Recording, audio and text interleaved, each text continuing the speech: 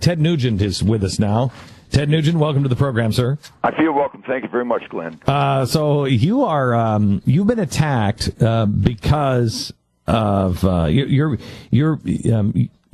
because you have had a picture taken. I guess this is their problem. You've had a picture taken with you in an Indian headdress with a gun, and they are saying that you are being racist now. So now you hate the Native American. Well, I got to tell you, Glenn, it doesn't get any crazier than what we witness every day. But I'm proud to say on the Glenn Beck radio show that the American Indian has no better friend than Ted Nugent. I've been working with the Native tribes since the early 1970s. I've probably been invited into every reservation, certainly into every tribe. Well, I mean,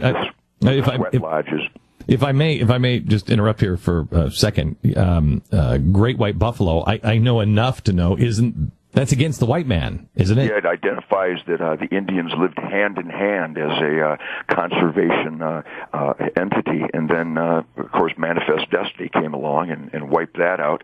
But I've been contacted by all the tribes, like I said, Glenn, about the song Great White Buffalo, and many of them have adapted that song and embraced that song as the actual legend of their white buffalo spiritual leader. I mean, the intimate relationship I've had with all the tribes being invited into their schools and to teach the children. Literally, I don't know how it works, but somehow the Motor City Madman was invited into many Indian tribes to teach their children about the history of the bow hunting lifestyle and the appreciation of God's gifts of food and clothing and shelter and medicine and tools and spirit in the hunting lifestyle.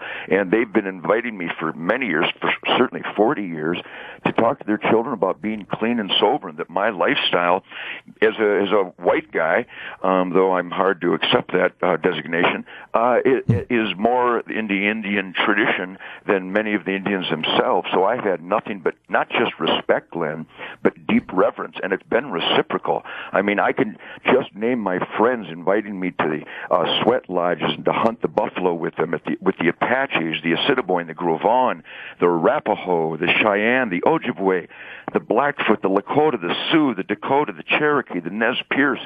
I have a spiritual blood brother relationship with these Indians, and then the left literally creates the nastiest, hateful lie they can, that I put quotes around words attributed to me, Glenn, claiming that I called my red brothers unclean vermin, which I've never said in my life. They created that out of whole cloth, and I'm here to clarify that on the Glenn Beck. Okay, so hang on just a second. Where do they say that, because this was Huffington Post, right? Probably that or the MoveOn.org, but they're all. So where did they get this? Where did they get this? Well, I was doing an interview. It was back when the tour started, because some of these, I got to tell you, it's really hysterical. I got a video of this stuff. They bust these American Communist Party freaks in to protest my concerts, and I've actually had guys go out and ask them, pleasantly, politely, why are you here? And they just start screaming, Nugent's a racist. And they go, well, what makes you say that? And they're holding these placards. They're literally being bussed in, and these people are so stupid, they still have their American Communist regalia on. They're still wearing their American Communist badges, literally right there to be seen. Do you remember, Stu, where were we? I think we were on a tour with Bill O'Reilly, and they bust these communists in. It was like in North Carolina or South Carolina, remember that? And they were across the street, and they were communists, and we went by them, and they had bust these communists in, and all these communists were holding signs, Glenn Beck's a racist, Glenn Beck, blah, blah, blah, blah, same thing, Ted. And we go by them, and we were going, rapidly, but as we're going by them, I look, and I'm seeing the red flags, and I'm like, these guys, I'm proud. I am proud to be picketed. I think we even said that on stage when we walked out. I'm proud to be picketed by communists. Hello? Well, that's why I called you, because a lot of people, this is so insane that most people would say, as if they would bust in protesters for the Ted Nugent concert. Well, I'm glad that I have a friend in Glenn Beck who's actually witnessed it. Oh, yeah, no, they've done it to us. So then where did they get the vermin thing? Well, because I did an interview, and it was a radio show and a TV show and a writer, and of course I'm giving them a generous identification because I don't think any of them really qualify as anything close to journalists. But then they quoted me inaccurately because I saw these people, and they are unclean. They're nasty, crazy people. They stink. They smell bad. I had to go through the protesters to get to my concert.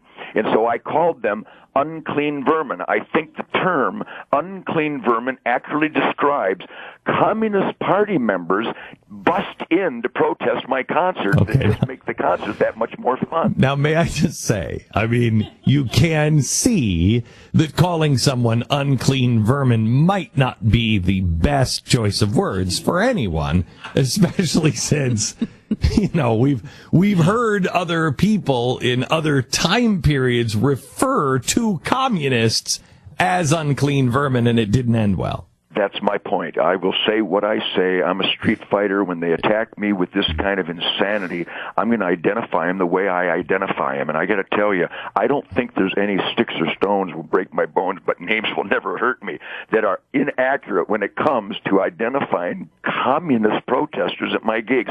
So I'm not ashamed of calling them unclean vermin. They're communists. They were bust in. But it had nothing to do. They don't know why they're there. It had nothing to do with Native Americans, though, right? Nothing. No, there were no Native Americans there. This was before any of this even happened. Yeah. I was identifying the protester. And I got to tell you, if you Google this stuff, you'll see that some of the other liberal writers who absolutely hate me and lie about me often have identified my statements to the protesters and said, how can you claim that Nugent said this about the Indians when he identified it as the protesters outside his show in Connecticut and New Jersey? They were protesters. There were no Indians there. Yeah, it's crazy. It's crazy. So thank you for allowing me to clarify right, this. so I got to tell you, Glenn, the people here in America, I'm having the greatest tour of my life. The energy, the positive spirit at every gig is absolutely immeasurable. So good, intelligent, educated people get it. Unclean vermin, not so much.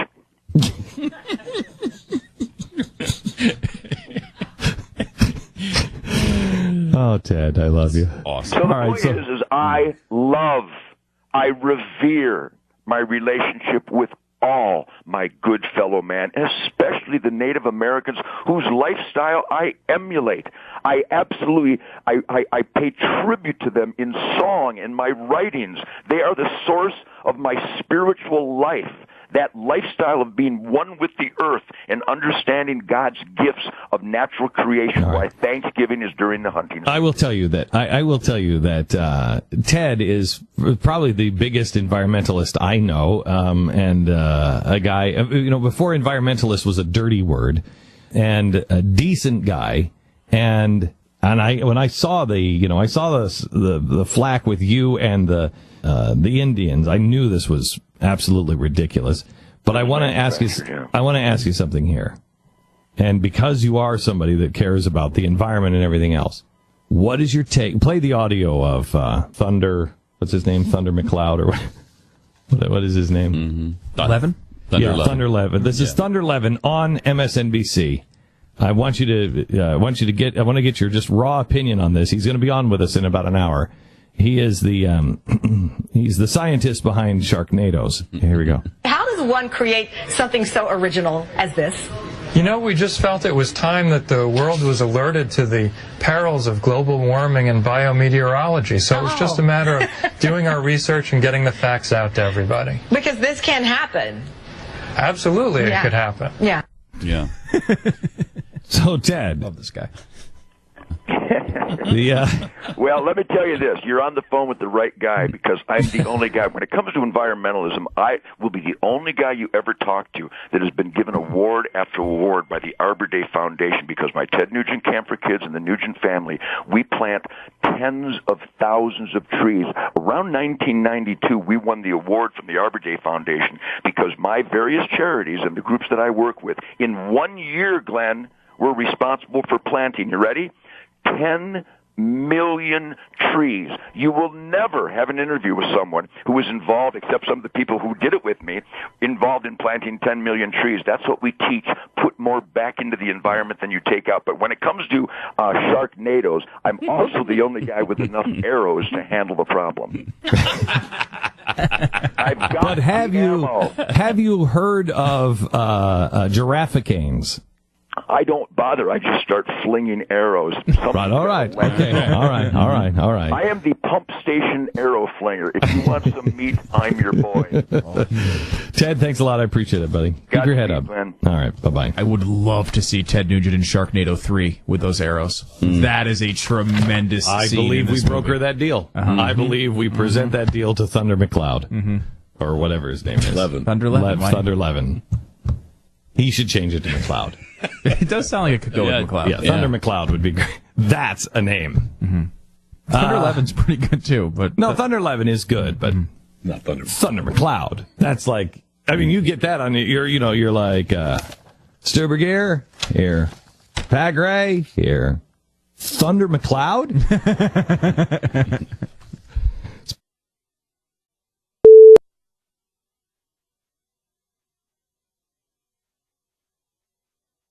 is she aware of the don't know what occurrence, you're talking the about. change in your relationship? I don't know. Is that the way I would describe it? See, didn't we discuss change last in time that it was status. wrong to root for somebody's marriage, to insinuate that somebody's marriage was in trouble? I don't know. You're the one you were leading it last time. I believe I stopped it. You're leading last it time. both times. Both times you're the one that is first time you brought up that your wife flushed her ring down the toilet. Mm-hmm. And then secondly, now you also are the one that lost your wedding ring. Because it's my fat ring. It's my fat ring. I'm not fat anymore. There's no other ring you have. Yeah, there is. No, they're they're all fat rings. So you have not told her still? No, because here's the thing. I blame it on her. Yeah, I'm the one rooting for you to break up. You're on national radio blaming her. I blame it on her. Why? I blame it on her. Because she's the one who washes my pants. This is an awesome argument. And so I took my ring off at one point and I put it in my pocket. You think? Now I can't, unless Jeffy has it, and I can't be held responsible for what happens in my pants pocket. Are you not the one responsible Who for would be? removing That's it a from good your argument. finger? No, That's a good argument. No, she, I think she's responsible. She should have gone through those pockets. Can you present this theory to her on the air? Because I would love to hear her reaction. I think that's a conversation between a man and his wife. Some private, personal time that no one could possibly hear the screaming and the crying. That would be your screaming and crying, by the way. It would be. Back in just a second.